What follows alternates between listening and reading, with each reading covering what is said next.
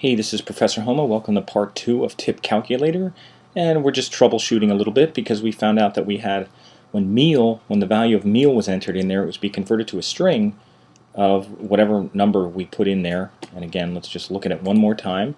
Even if I just put in 40 and I calculate tip, it's calculating it correctly. So even though it's reading that as a string, it's still doing the math correctly.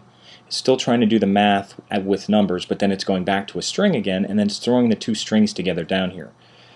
So once it shows up in here, it's kind of treating it as a string. So we have 8 and 40 are being put together. So we need to make sure it's doing math. So one of the things we can do is we could go back to our meal variable, and I'm just going to put a parseFloat around it.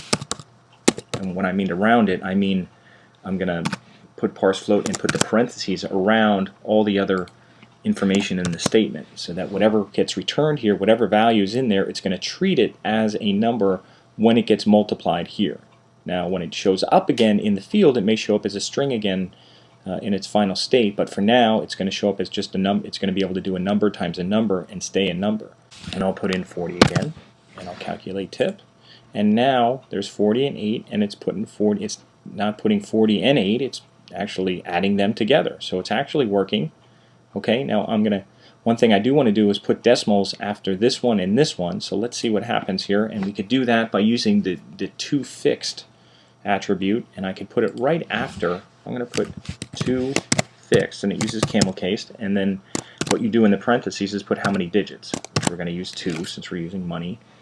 And I'll just do it for that one first. Okay, so I'm going to go back here to Chrome and put in 40.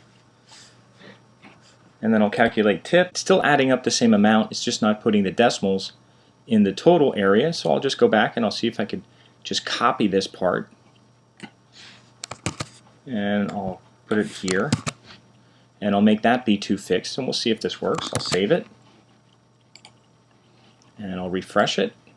And again, I'll put in 40, calculate tip, and now it seems to be working. We're going to try to do a little more with this, just experiment a little and see if we could put in another field and another option to even put in your amount of tip that you want to put in there. But this is a good way to kind of start this off, and you could experiment with this a little bit.